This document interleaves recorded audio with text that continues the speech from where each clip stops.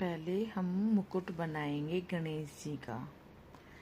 धीरे धीरे लाइन खींचेंगे। देखिए, हम सब अपने तरीके से भी गणेश जी को बना सकते हैं। 27 अगस्त है और आज हम अपने गणेश जी को घर पे लाएंगे। कोई मूर्ति के रूप में लाता है, कोई किसी भी रूप में लेके आता है और गणेश जी भगवान को अपने अपने घर में सभी स्थापित करते हैं। ज़्यादातर तो मिट्टी की मूर्तियाँ लेके आते हैं और हमें मिट्टी की मूर्ति ही लेनी चाहिए, इको फ्रेंडली। हमें प्लास्टर ऑफ पेरिस की मूर्ति नहीं खरीदनी चाहिए, क्योंकि वो हमारी प्रकृति को, हमारे समुद्री जल को, नदियों के जल को दूषित करती हैं। जितने भी जीव जंतु होते हैं पानी के अंदर, वो सब नष्ट हो जाते हैं, क्योंकि इस मिट्टी में केमिकल होता है। देखा होगा आपने, जब हम गणेश जी को विसर्जित करते हैं, तब हमारे गणेश जी भगवान को जब हम विदा करते हैं तो समुद्र में अगले दिन मछलियाँ कितनी सारी मरी हुई मिलती हैं। इसीलिए हमें प्लास्टर ऑफ पेरिस की किसी भी प्रकार की मूर्ति नहीं लेनी चाहिए। हमें इको फ्रेंडली मूर्ति प्रयोग में करनी चाहिए। जैसे हमारी मिट्टी की मूर्ति हो गई, हम आटे में हल्दी मिलाकर भी हम गणपति बाबा को बना सकते हैं। और भी बहुत सारे तरीके हैं, लेकिन मिट्टी की सबसे सरल मूर्ति होती है, जो कि हम पानी में भी यदि बहा देते हैं तो हमारा पानी भी दूषित नहीं होता और ना ही हमारे छोटे छोटे जीव जंतु मरते हैं।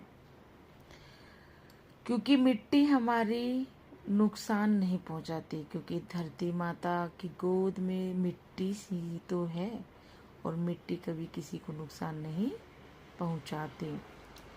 मिट्टी पानी में मिलकर नीचे बैठ जाती है और हमें हानि भी नहीं पहुंचाती। आप चाहे नदी में बहाइए गणपति बाप्पा को जिस दिन आपको विसर्जन करना है, चाहे आप समुद्र में बहाइए, किसी भी प्रकार का नुकसान नहीं होगा।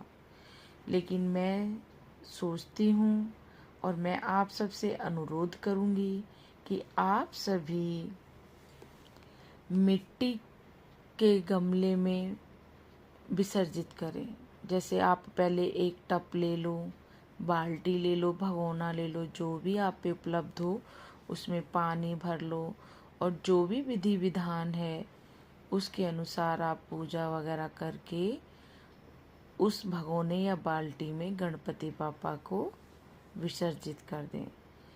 फिर गणपति बाप्पा को जो विसर्जित किया हुआ पानी है उसमें उसको आप गमले में डाल दो।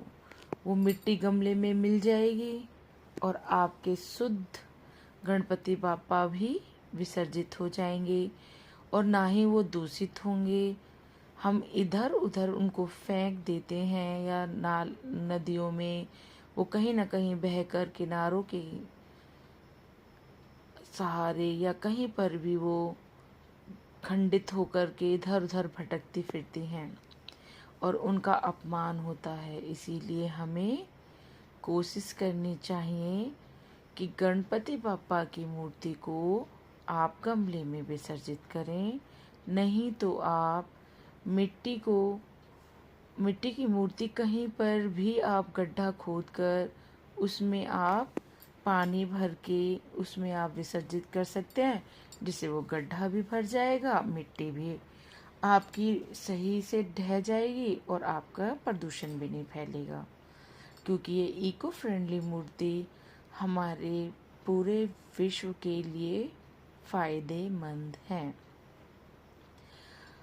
कोशिश करनी चाहिए दोस्तों कि मिट्टी को ज़्यादा से ज़्यादा आप प्रयोग में लाएं, क्योंकि गणपति बाबा की जब मूर्तियां इधर उधर हम बुरी तरीके से देखते हैं, उनका अपमान होता है। गंदगी में, कूड़े के ढेर में, नदियों के किनारे, समुद्र के किनारे, फिर सफाई कर्मचारी उनको इधर उधर फेंक देते हैं।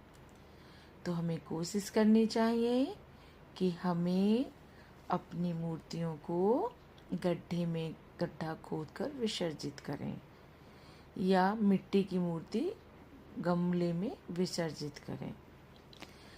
दोस्तों, हमारे गणपति पापा हर साल हमारे घर आते हैं, तो हमारा फर्ज है उन्हें खुशी खुशी घर लाएं और उन्हें सुंदर साफ सुथरा विसर्जित करें, ताकि उनका अपमान ना हो। एक प्रकार से अपमान ही है उनका कि हम उन्हें गंदगी में इधर उधर फेंक देते हैं। इसीलिए आप सभी समझदार हैं और अपनी प्रकृति को बचाने के लिए पहल करें और गणपति बापा की मिट्टी की मूर्तियां खरीदें, जिससे हमारे पूरे विश्व में सुंदरता और शुद्धता और शुद्ध वातावरण पैदा हो, ना कि गंदगी से भरा हुआ वातावरण। हर साल हमारे गणपति पापा आएंगे घर पे तो खुशियाँ लाएंगे। देखो, मेरे गणपति पापा बन चुके हैं और मैं उन्हें साइकिल पे लेके आई हूँ सवार करके, ड्राइंग के माध्यम से। देखो, साइकिल चला के फूल भी लेके आए हैं। और आप सभी को जय गणपति बप्पा मोरिया।